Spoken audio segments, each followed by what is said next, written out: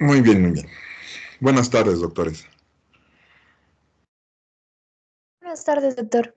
Buenas tardes, doctor. Buenas tardes. Buenas tardes, doctor. Así que de manera breve les hice llegar ya varios artículos relacionados con este tema. De hecho, les acabo de enviar otros más en cuanto a lo que es el manejo quirúrgico temprano, las indicaciones para lo mismo, para que más o menos se den una idea de por qué lo que les comento, pues prácticamente ya viene resumido en esos, bueno, viene más que nada eh, un poquito más resumido de lo que les acabo de enviar.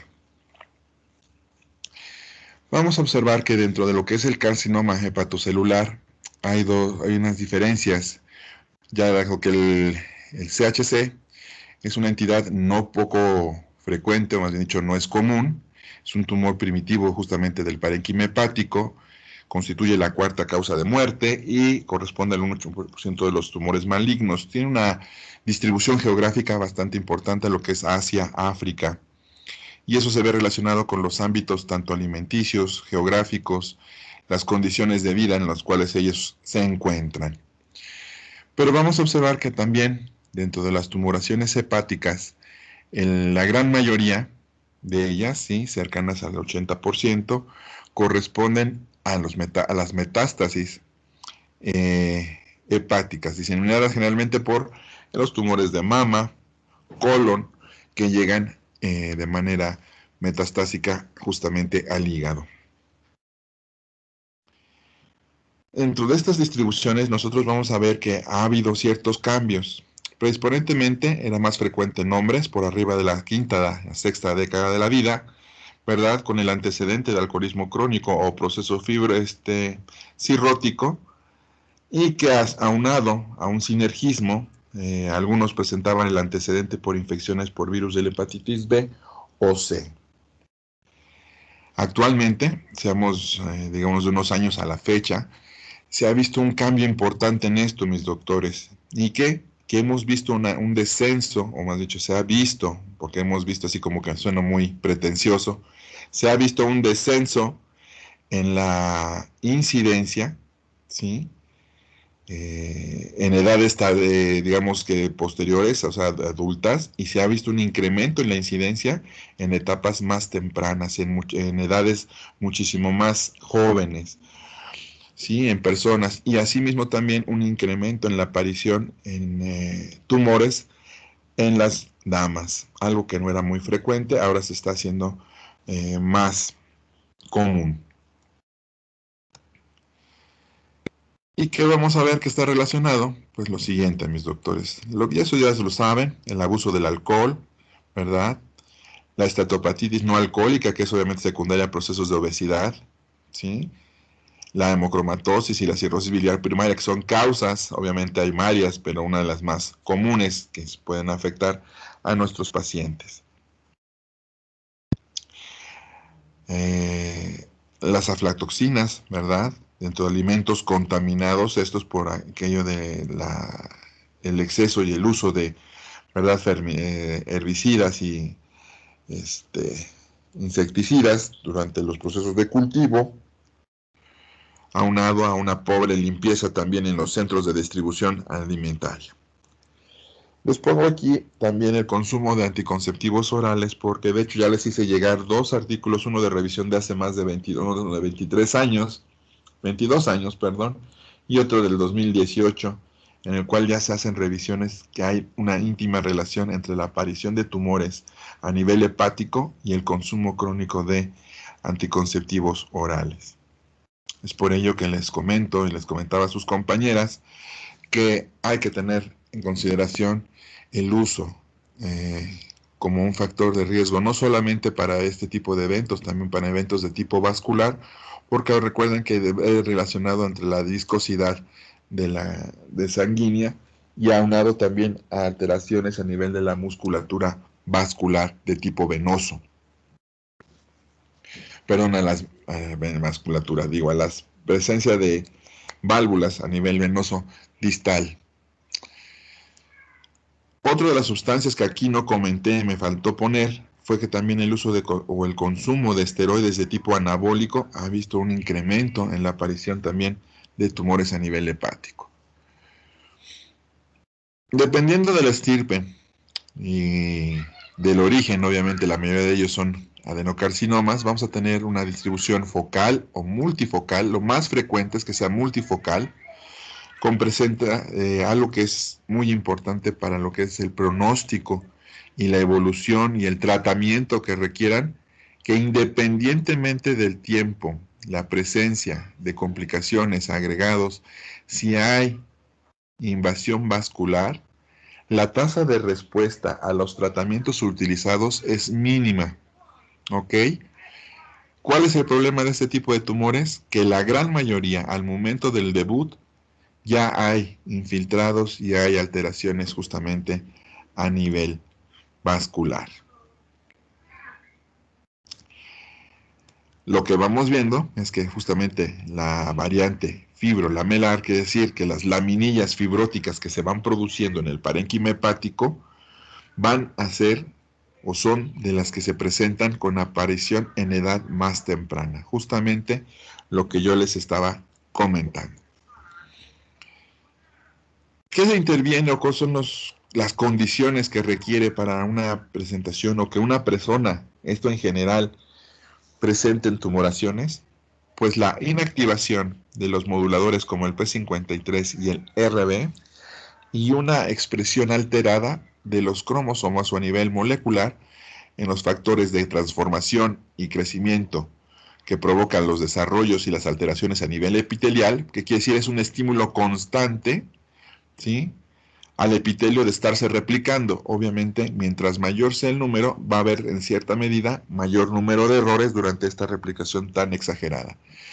KRAS, NRAS son medicamentos, son oncogenes o propiciadores que van a alterar las señales por las cuales las células proliferan. A esta alteración va a incrementar su número y obviamente vamos a vernos relacionados y va a haber una alteración. Asimismo también en el ADN. Si tenemos, estas diríamos que son inherentes a las personas, al paciente, a las personas que presentan este tipo de alteraciones, obviamente asociado y con mayor medida en presencia de factores ambientales, ¿verdad?, alimenticios, o por exposiciones a sustancias o tóxicos o agentes virales, va a favorecer que se presenten los tumores. Algo que es muy importante, se los pongo aquí, se vuelven más agresivos cuando la expresión del P53 se encuentra inhibida o nula, ya sea de manera inducida, ¿verdad?, o adquirida, pues vamos a tener que ver que la agresividad de los tumores va íntimamente relacionada con esta alteración. Y entonces, a lo que nos atañe, si nosotros vamos a establecer un diagnóstico y vamos a poder necesitamos tener un ámbito clínico, ¿sí?, algo que nos diga en qué condición está nuestro paciente para poder determinar su respuesta y los métodos que vamos a utilizar para su manejo.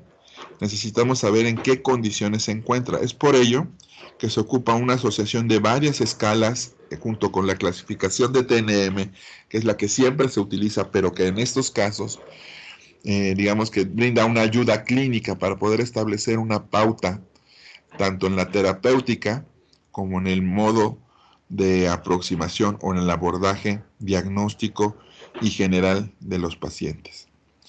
Una de ellas es la clasificación esta de Okuda, que obviamente en base a los puntos que obtenga va a darle un estadio, ya sea temprano o justamente avanzado.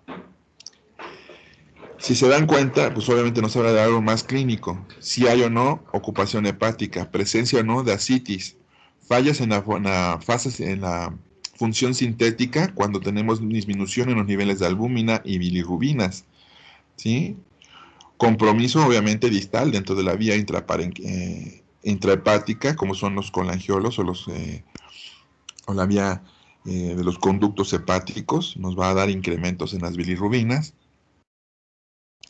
En la clasificación de Child-Pugh, ¿verdad?, o estadificación, lo mismo, fase sintética, prolongaciones de los tiempos de coagulación, generalmente el tipo de protrombina, alteraciones en albúmina, presencia de ascitis, y justamente también, si ya tenemos daño por acumulación a nivel general o sistémico, con datos de encefalopatía.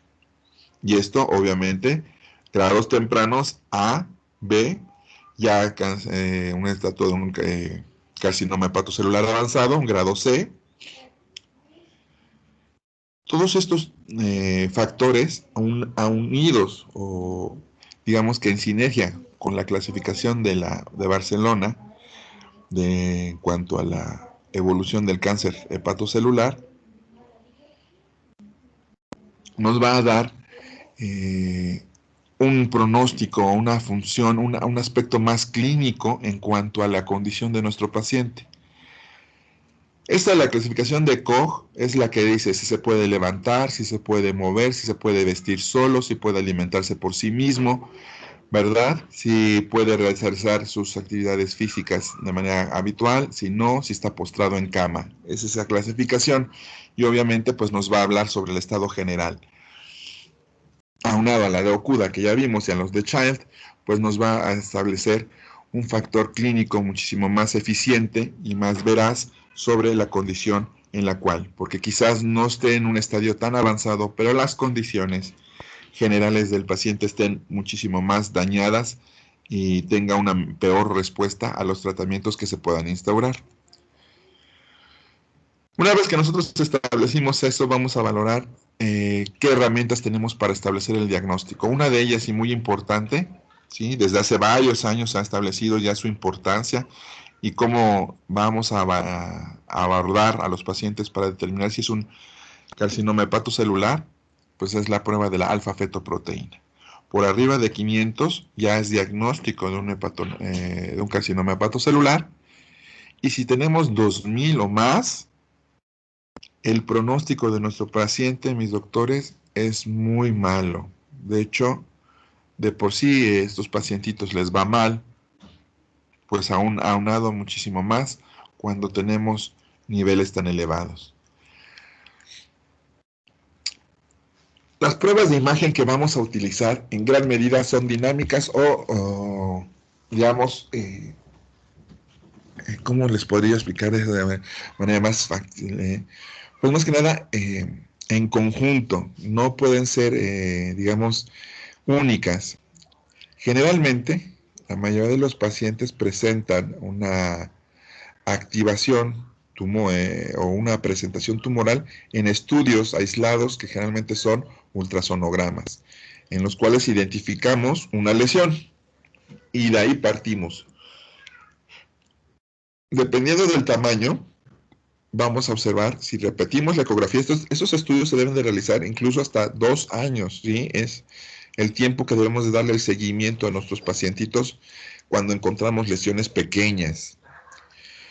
Dependiendo del tamaño, vamos a ver si hacemos tomografía o resonancia magnética. Recordemos que la resonancia se maneja por fases y justamente la tomografía requiere de medios de contraste, ya sea IV, vía oral, que son la manera óptima, un doble contraste para poder determinar si la imagen que nosotros vamos a estudiar tiene o no refuerzo que nos abre sobre un patrón vascular atípico, ¿ok? Eso es lo que se refiere con fases dinámicas. Si nosotros tenemos un patrón atípico y una alfa-fetoproteína con un nivel, ¿verdad?, por arriba de 200, obviamente ya estamos hablando de un hepatocelular. Si nosotros tenemos un patrón vascular atípico, pero en nuestra biopsia o en nuestro resultado nos sale negativa, tenemos que esperar 1 año para volver a realizar el estudio y darle seguimiento. Obviamente este seguimiento va a ser como si fuera menor de 1 centímetro. Cada 3 meses vamos a realizarle ultrasonografías. ¿Y qué vamos a encontrar? Pues que justamente en las fases dinámicas en las cuales tenemos el contraste, se observa cómo ya está totalmente dañado y afectado el lóbulo hepático izquierdo. Vamos a tener la cápsula de Gleason o esto es completamente comprometida. Esto nos va a hablar sobre el daño que se encuentra presente y hay datos de sangrado y encapsulamiento de sangre ahí. En la fase de la resonancia, fíjense cómo vamos a tener una fase de equilibrio, una fase venosa y una fase arterial, que son las más importantes para delimitar justamente los sitios de lesión. Una vez identificados, el método de elección actual, ¿verdad?, es la punción o la biopsia por aspiración con aguja fina. Generalmente se guía por ultrasonografía. ¿Por qué? Pues porque es muchísimo más accesible, menos costo, pero en algunos casos, debido a la ubicación, pues requerimos de algo más específico, entonces la tomamos con tomografía.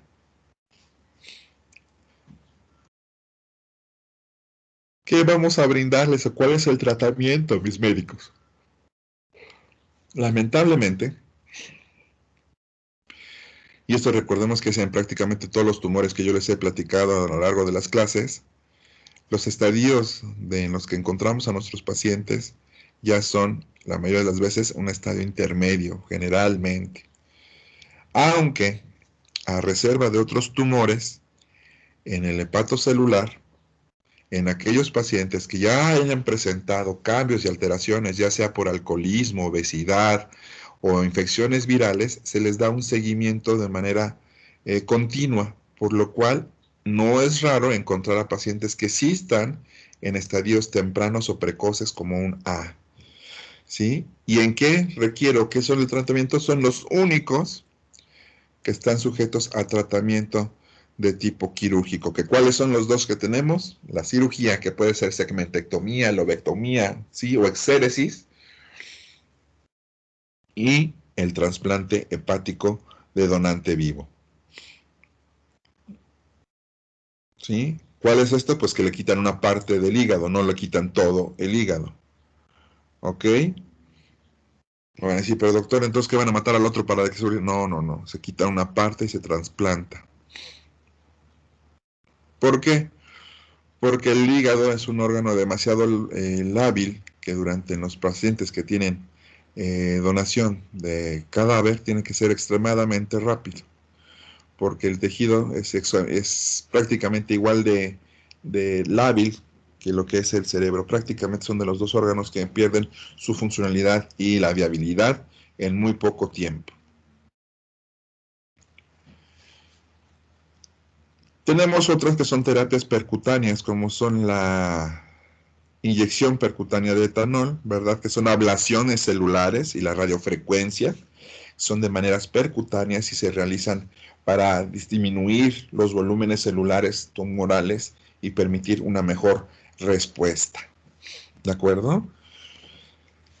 Vámonos a lo que encontramos en medios intermedios. La embolización transarterial, ¿sí? La quimioterapia transarterial también. Y en estadios más avanzados, obviamente vamos a tener nosotros terapia más que nada sintomática, ¿tá? Paliativa. Otra de las terapéuticas novedosas o de utilidad son las de terapia molecular. Se pensaba que iba a ser, digamos que, lo non plus ultra, lo mejor de lo mejor, pero las expectativas no han cumplido con lo que se esperaba, ¿verdad? No han sido cumplidas las expectativas de este tipo de terapéutica, y aún así siguen teniendo una muy baja respuesta y son para casos justamente específicos. Una de las contraindicaciones de este tipo de terapéuticas es su excesivo costo, ¿sí? Y no todos los lugares podemos encontrarlas.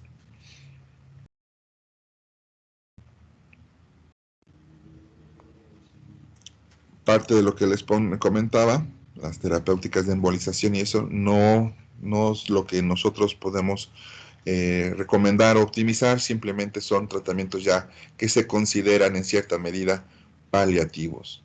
¿Sí? De hecho, la tasa de complicaciones con sepsis, abscesos, trombosis a nivel arterial, incluso a nivel portal, han llevado al desuso en cierta medida de ciertos agentes y a la modificación de estas técnicas a lo largo de los años. ¿Sí? El Sorfenib es un medicamento que se esperaba muchísimo de él, pero la verdad, no fue lo que se esperaba. No tiene la tasa de respuesta adecuada, no es funcional y su costo es exageradamente alto. Otros tumores que vamos a ver son los tumores de la vía biliar, obviamente por contigüidad más que nada. Vamos a tener que la vesícula, lo que les comentaba, los factores de riesgo más importantes pues, son la exposición al dióxido de torio o metales pesados, edad avanzada y la obesidad. Afectaciones de genes, como ya lo hemos visto, y en su gran mayoría son adenocarcinomas. Aquí, a reserva de otros tumores, como ya les había yo comentado cuando vimos vesícula, la extirpación sí es curativa. ¿Sí? La mayoría de los tumores están tan localizados en estas porciones que quitar la vesícula es prácticamente curar a tu paciente. No así los colangiocarcinomas. ¿Por qué? Pues como derivan de los conductos biliares. Se asocian en gran medida a infecciones por protozoarios. Y la mayoría son de tipo adenocarcinomas, con una tasa de metástasis exageradamente alta. En tanto que el carcinoma hepatocelular y los tumores de la vía biliar prácticamente conllevan el mismo cuadro clínico. Como pueden ver, mis doctores, es como si tuvieran un proceso hepático o una coledocolitasis o una litiasis a nivel distal, pues les va a dar prácticamente el mismo cuadro clínico.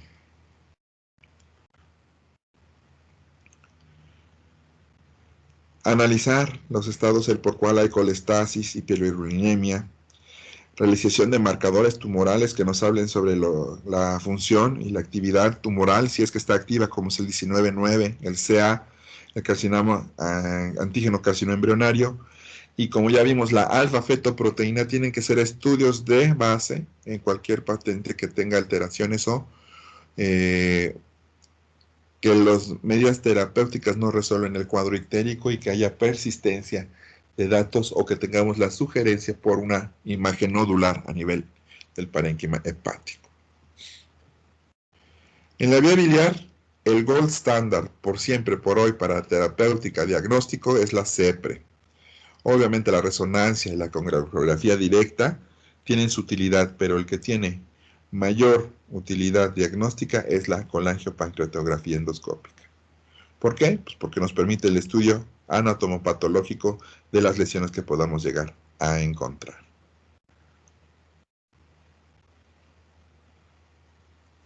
¿Sí? Y obviamente la terapéutica, les acabo de enviar también un artículo, justamente esto para la laparotomía diagnóstica, pero de manera laparoscópica, como es las indicaciones para el tratamiento quirúrgico de las lesiones hepáticas y cuál es su funcionalidad.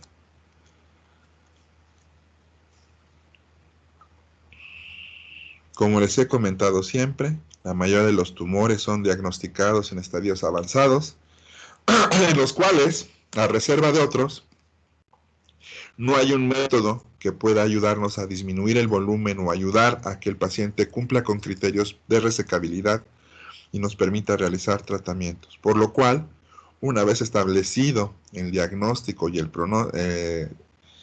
la localización tumoral, la mayoría de los pacientes fallece durante los primeros 5 años. Tiene una tasa de mortalidad extremadamente alta. ¿Sí?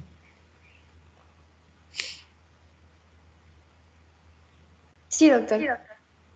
Bueno, y otra de las cirugías, pues es cuando ya también hay involucro de la vía biliar común junto con la pancreática, pues se lleva un procedimiento que tiene de por sí una tasa de morbilidad extremadamente alta con un tumor de mortalidad elevada, pues prácticamente todos se mueren.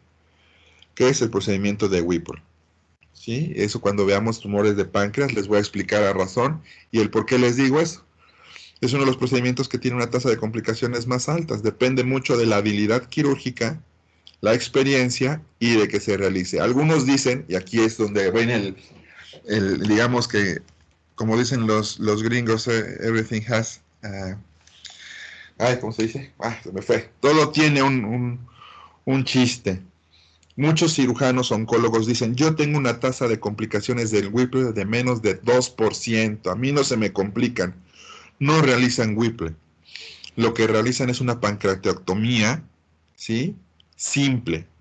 El Whipple como tal lleva resección del duodeno en su totalidad, resección gástrica, resección del páncreas por completo, ¿sí? O en algunos casos se deja la cola si está libre de tumor para evitar digamos que la insuficiencia, ¿no? Enzimática pancreática.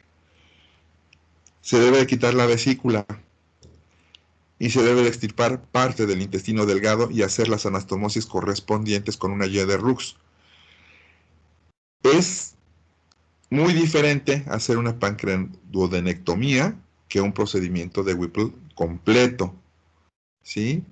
La tasa de complicaciones y el tiempo es elevado. Por muy hábil que sea el cirujano, un procedimiento así conlleva mucho tiempo, y más si también hay afectación ganglionar. ¿Por qué? Porque se debe de realizar un vaciamiento ganglionar.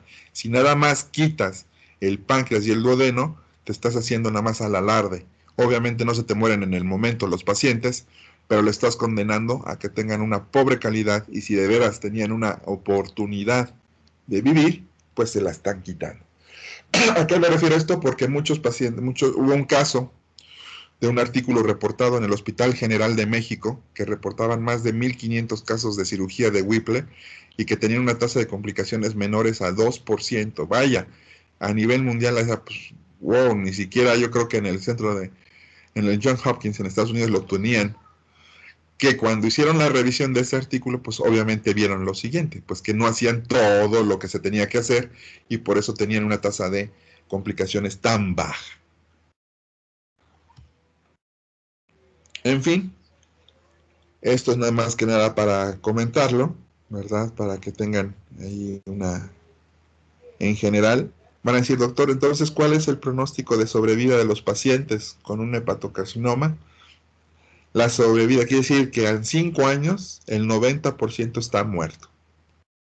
¿Sí? Generalmente la mayoría mueren los primeros 3 años del diagnóstico. Aún con cirugías, aún con lo que quieran, esta tasa de mortalidad tiene.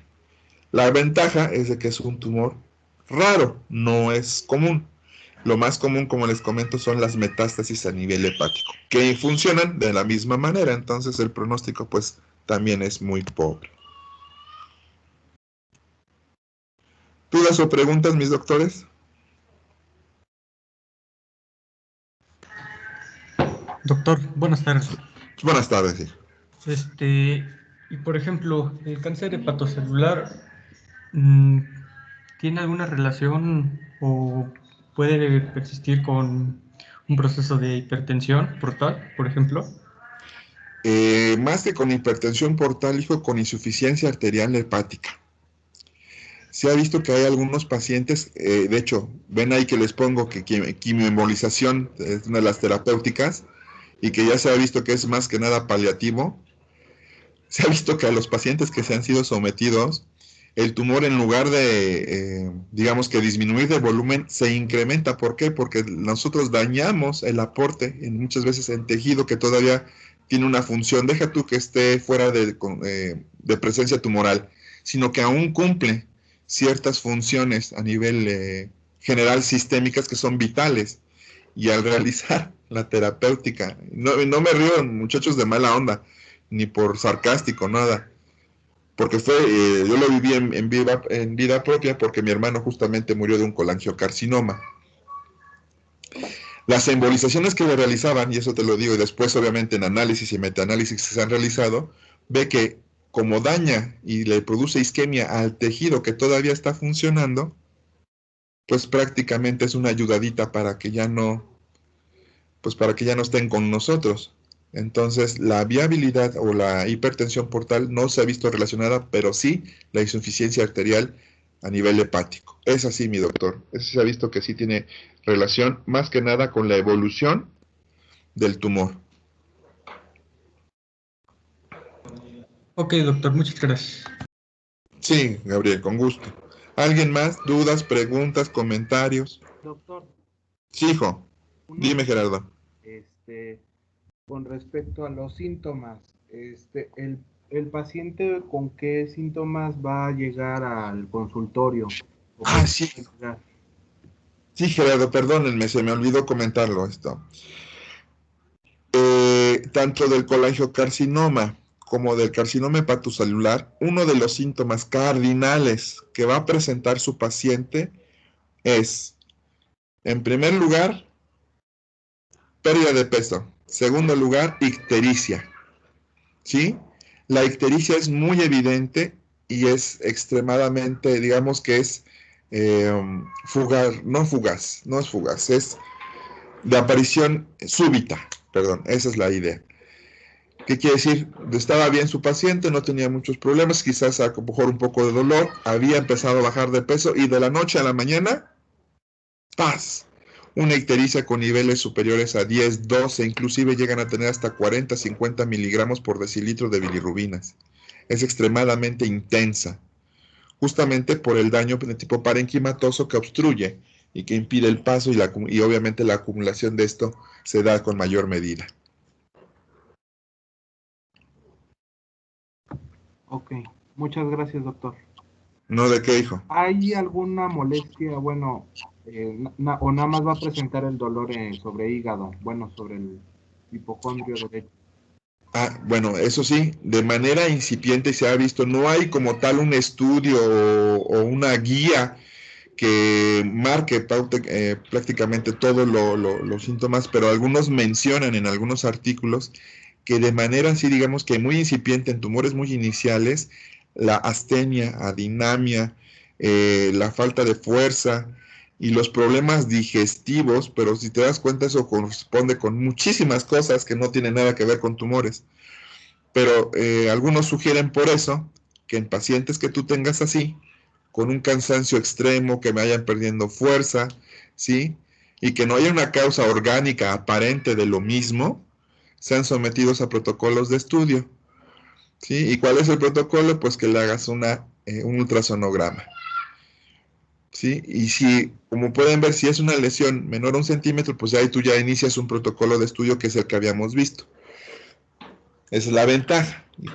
Pero esos son los síntomas que generalmente se menciona que inician o presentan de manera primaria, para decirlo de una manera más adecuada.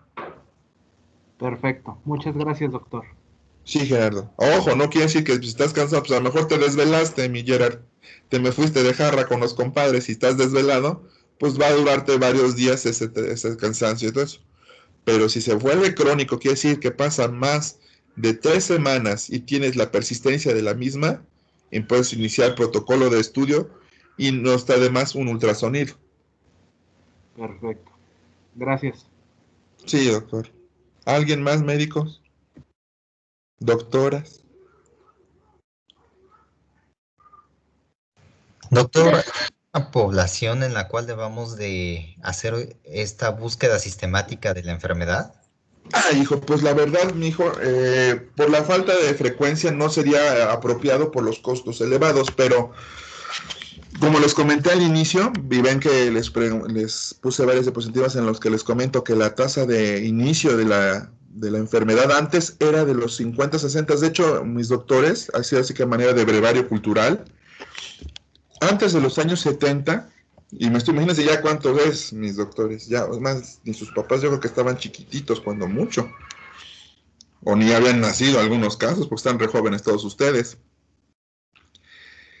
Antes de los años 70 había una premisa que casi la mayoría de los tumores se presentaban en los ancianos. De hecho, se consideraba una enfermedad de la edad. Conforme se ha ido industrializando y han ido cambiando y nos hemos ido exponiendo a mayor cantidad de químicos, mayor cantidad de efectos ambientales como radiaciones, ¿sí? Muchas veces aquellas personas que viven por debajo de las torres eléctricas se han visto que desarrollan mayor cantidad de linfomas y eso está en artículos ya muy bien delimitado, ¿sí? O de lesiones, medulares o de tumores de tipo medular o afectaciones de este tipo. A lo largo de los años, se ha visto que el descenso en las edades de aparición de las enfermedades de este tipo oncológico ha sido brutal. ¿A qué me refiero con esto? A lo mejor una expresión un poco tonta o loca, pero que antes eran de 60, 70 años, ahora 40, 50. ¿Y qué es el problema de esto? Que es la población económica activa más abundante, ¿sí? Porque ustedes de jóvenes, en los 20, 30, pues están estudiando en la gran mayoría, o ya ni trabajan ni estudian. Entonces los que trabajan son de 30 hasta los 50 años, que es la población económicamente activa. ¿Qué repercusiones tiene? Pues obvias, las propias, ¿no? Pero si tú me dices qué edad sería lo ideal, más bien dicho sería ante la sospecha, hijo. Si tú tienes a una paciente, aunque sea joven, de hecho, si quieren les hago llegar, hay un artículo muy importante que se hizo en el 2019 sobre la presentación de hepatocarcinoma en niños. Y uno de los factores que se vio más relacionado más que infecciones por virus de hepatitis C, B y eso, era la obesidad temprana. ¿Sí? Entonces, si me dices qué edad, hijo, pues sería más bien dicho qué paciente te toque. ¿Sí? Eso sería lo mejor, mi Enrique. Gracias, doctor. Sí, hijo, no es que no te quiera, o a lo mejor dices, es que no me respondió. No, lo que pasa es de que no hay una edad ya como tal, hijo, que establezca el régimen. Por ejemplo, caso concreto, si quieren les envío los datos. Voy a buscar bien, porque lo tengo de varios hospitales donde se internó la paciente. Una mujer de 16 años, hijo, sin ni siquiera haber iniciado vida activa, con carcinoma a nivel endometrial. ¿Por qué? No saben, ni siquiera los patólogos supieron identificar el causal, simplemente se presentó. Antecedentes de importancia, la mamá pues no tenía ninguno, ¿sí? La abuela sí murió de cáncer, pero de cáncer de tiroides, no de nada que ver con vía urogenital. Y pues no tenía ningún otro antecedente, ni siquiera había iniciado su vida sexual activa, dijeras como para infección por virus de papiloma, en alguna fase, una cepa extremadamente agresiva o algo, pues no. Entonces, ¿cómo la diagnosticaron? Hasta ya muy tarde. ¿Por qué? Pues porque tenía sangrados muy irregulares y todo eso, y pues le daban terapia y terapia hormonal, pero nunca se pusieron a estudiarlo como era. Es lamentablemente lo que a veces hacemos todos como médicos, hijo, nos damos por cuenta de nuestra experiencia, y ya que vemos que no responde, pues no era, pues vamos a hacerte un estudio.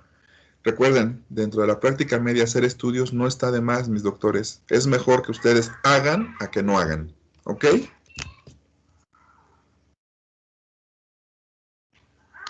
Doc, una pregunta. Sí, doctora. Con el uso de los anticonceptivos, usted comentó que se ve el riesgo con el uso crónico, pero crónico, ¿de cuántos años estamos hablando del uso del anticonceptivo? Porque usualmente lo manejan un año continuo y luego descansan algunos meses y lo vuelven a ocupar. Entonces, ¿durante cuánto tiempo que se está usando el anticonceptivo ya conlleva el riesgo? Se ha visto que por el uso, hay pacientes, doctora, que necesitan terapias más continuas. Se ha visto que por más de 5 años es digamos que, donde empieza a ser un factor de riesgo ya involucrado. De hecho, mi doctora, si checan en su WhatsApp de grupo, les acabo de enviar justamente los estudios que se realizaron en relación. Hay uno que va desde 1999, el otro es 2018, y ahorita les envío más. Hay muchos artículos relacionados con esto porque está íntimamente la génesis de hepatocarcinoma celular con el uso de anticonceptivos orales. Sí, mis doctores, no creas que no. En algunos vas a ver, algunos mencionan estudio de 10 años, pero fue el seguimiento que se le dio a los pacientes. Pero ya el uso por sí mismo de estos agentes, recuerden, mis doctores, algo que les vuelvo a repetir, muy importante. Un factor de riesgo quiere decir que aumenta la probabilidad en personas susceptibles. Si tú eres una persona susceptible, doctora, Dios no lo quiera, y por una causa, una deficiencia hormonal, un accidente, lo que tú gustes, un tumor sería otra vez. Cualquier alteración a nivel endocrinológico que te modifique tu ciclo menstrual y que requieras terapia hormonal, ¿sí? No necesariamente control prenatal, pero que es lo más útil. Y recuerden, También los estrógenos y la terapia hormonal en los implantes, aunque son microdosis, son constantes, doctora, no de un año y se suspende. ¿Sí? Entonces, en estos pacientitos hay un incremento. Y si hay susceptibilidad, que es lo que yo les comentaba en cuanto a la genética y en cuanto a los cromosomas, si tenemos presencia de genes KRAS o NRAS, sí, de TGO, del factor epitelial de crecimiento, si tenemos algún otro factor asociado, ¿para qué le buscamos? Busca terapias más cortas, obviamente se tienen que dar por algún motivo, pero con vigilancia en estos pacientes. No le vas a hacer un cariotipo para poder determinar qué tipo de cromosomas tiene, pero sí la vas a vigilar. Todos tus pacientitas, si va a ser gineco, es por eso que son ginecópatas, mi doctora. No hay ginecólogos que inicien terapéutica así, aunque tengan la sospecha. Es más, creo que ni la tienen. No es por echarle tierra a los ginecópatas, pero es muy raro. Yo no conozco a alguno que haga en terapia hormonal seguimiento con ultrasonograma hepático o que valore la funcionalidad hepática después de una terapia hormonal. Yo no he conocido ninguno que la haga.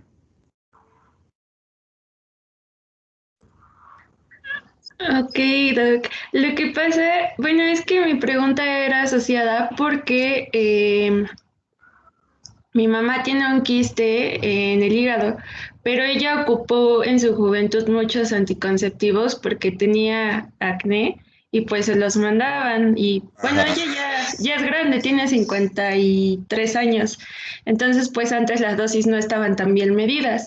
Y me comentó Exacto. que el anticonceptivo oral lo ocupó más o menos un año, pero sí tuvo como repercusión hepática. Claro, hija, claro, se los he dicho para que veas, miren. Pues ten en vigilancia a tu mami, hija. Aunque sea a nivel quístico, tú hazla una vez al año o eso, vigílala, pues es tu mamá, hija. No voy a salir que en unos 2, 3 años ya que me modifique su estructura o cambie o haya presencia de otra lesión. A lo mejor está el quiste y a lo mejor cerca, como le prestan más atención al quiste. Esto es algo que pasa muy frecuente, doctores, y es por eso que la sensibilidad y especificidad del ultrasonido no es tan alta. Como las lesiones quísticas ocupan, así que el lugar, muchas veces ocultan lesiones adjuntas y ya eso evita que le den el seguimiento continuo porque dicen, es un quiste, no pasa nada. Y muchas veces hay lesiones conjuntas pegadas, digamos, a la porción quística que son de tipo tumoral. No es espantarlos, muchachos, no es nada, pero mejor darle una revisadita y más si es un familiar cercano y si ustedes tienen la capacidad, es mejor sospecharlo que no. Eso siempre que se les quede bien claro. Es mejor presumir algo y mejor encontrar que no está, a decir no hay nada y después te aparezca, chin, si apareció un tumor, híjoles, es que nunca lo vimos, no, pues es que nunca se sospechó. ¿De acuerdo, mis médicos? Sí, gracias. Sí, échale un ojito a tu mami, más vale un ultrasonidito, una tomografía mejor, hija. En este caso sería mejor una tomografía al año, no le hace daño, más hasta de a 10 pesos casi, 25 pesos diarios y ahorran para su tomografía.